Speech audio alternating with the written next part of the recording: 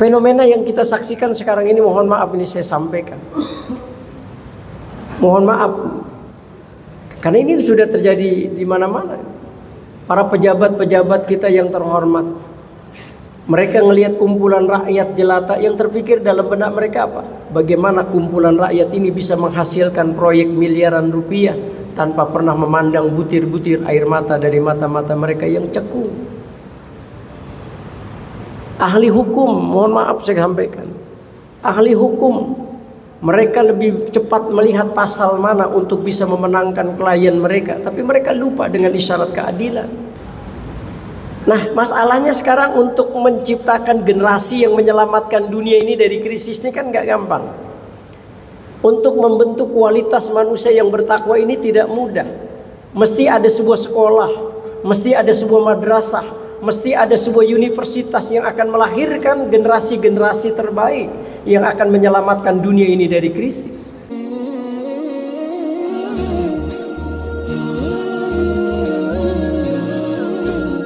Rahmanirrahim.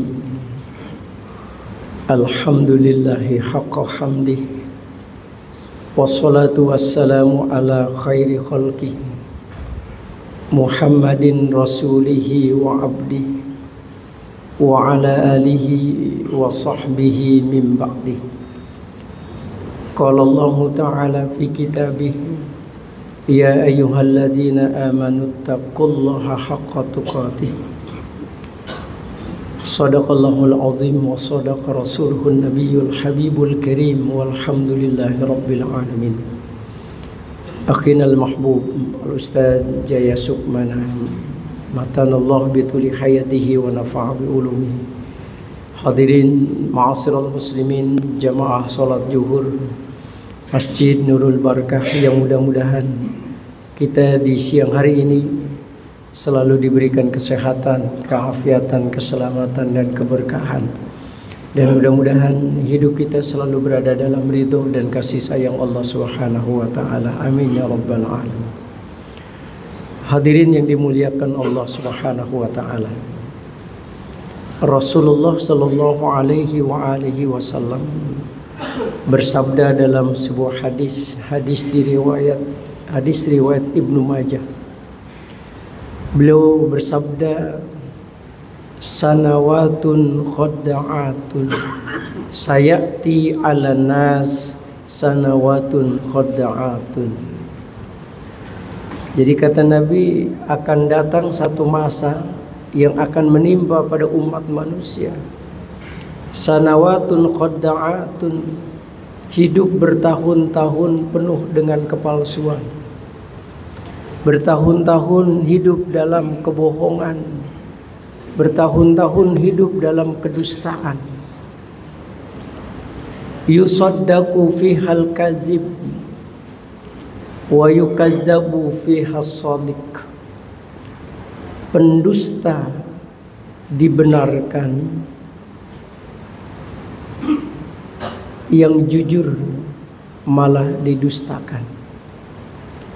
Wa yu'tamanu fihal kha'in wa yukhawanu fihal amin. Pengkhianat diberikan amanah, orang yang amanah disebut pengkhianat. Ini Rasulullah 14 abad yang lalu sudah mengatakan. Jadi sanawatun khadda'atun akan terjadi pada diri manusia, itu hidup bertahun-tahun penuh dengan kepalsuan, penuh dengan kedustaan, penuh dengan tipu muslihat.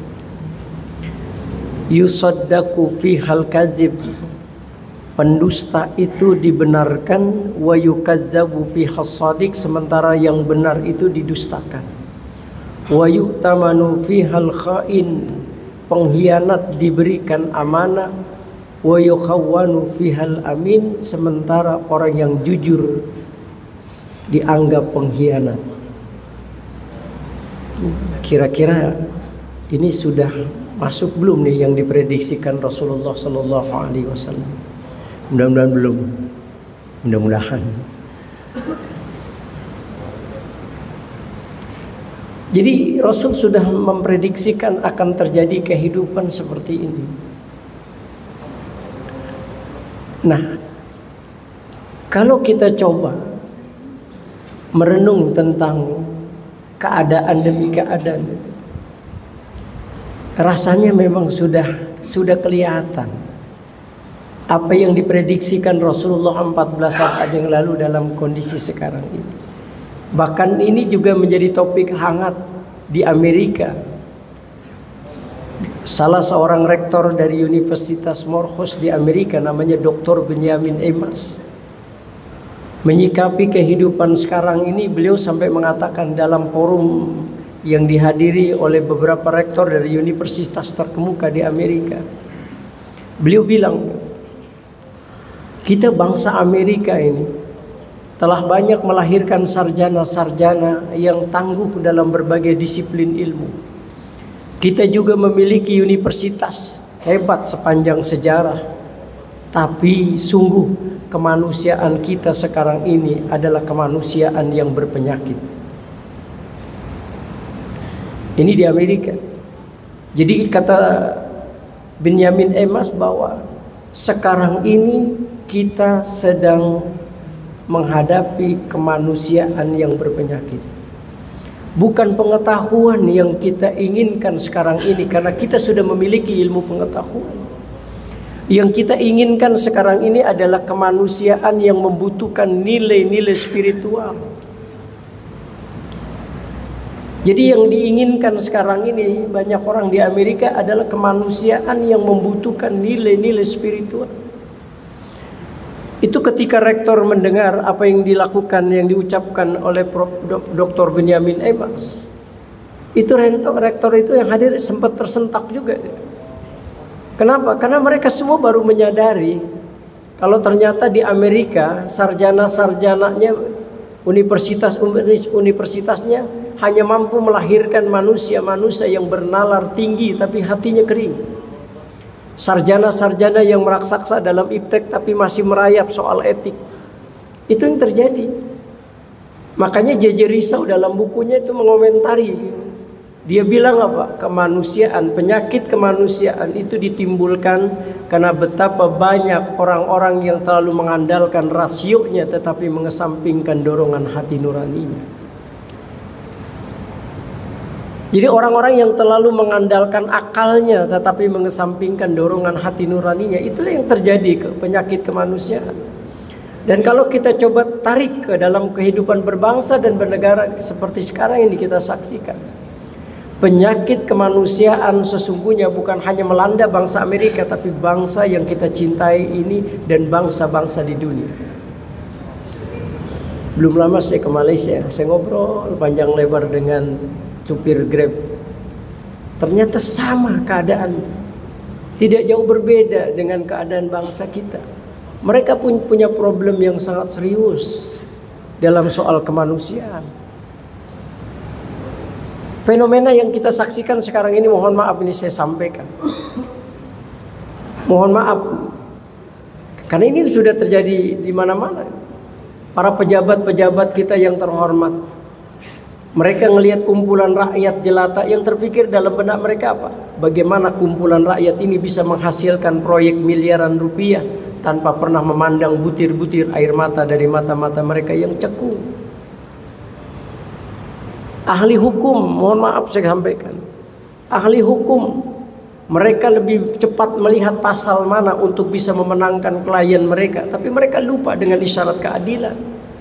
Sehingga apa yang terjadi? Klien mereka seperti seperti sapi perahan yang dia bisa peras.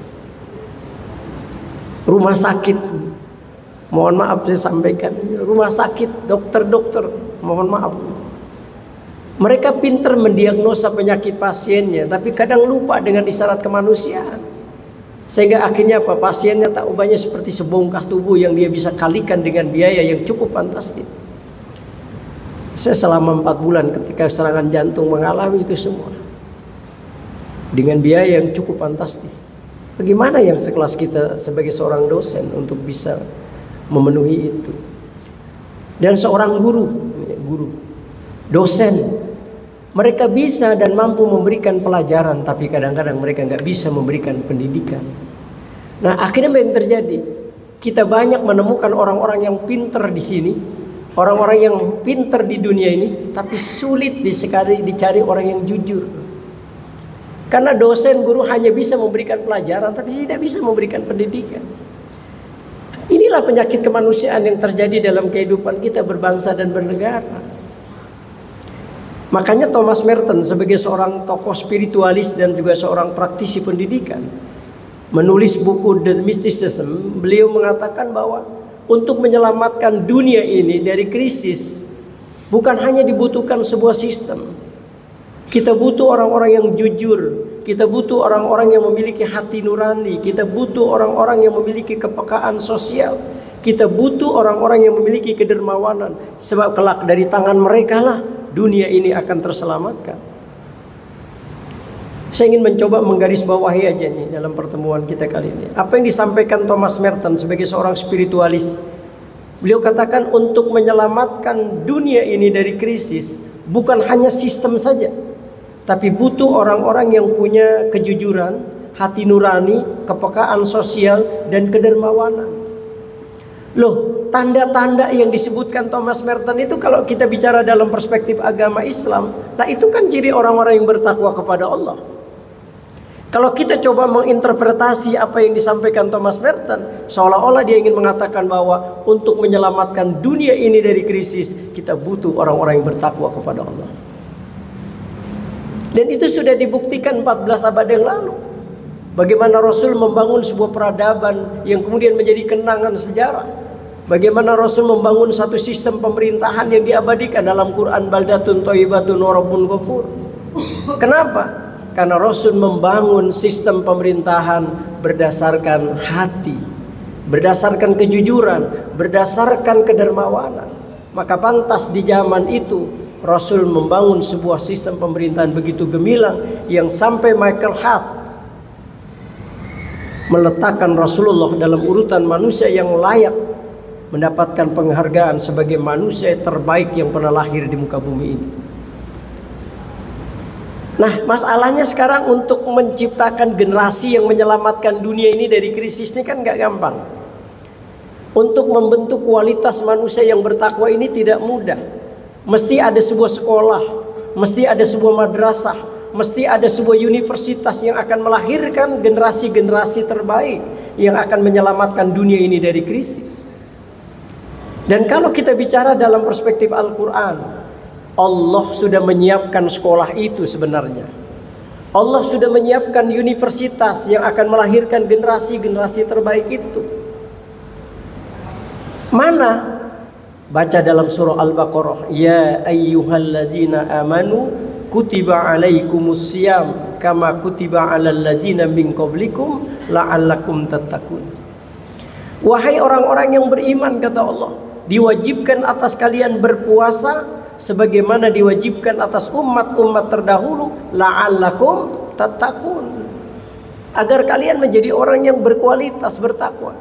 Jadi jelas dalam ayat ini yang dimaksud madrasah oleh Allah, yang dimaksud sekolah oleh Allah, yang dimaksud universitas oleh Allah tidak lain adalah puasa di bulan Ramadan.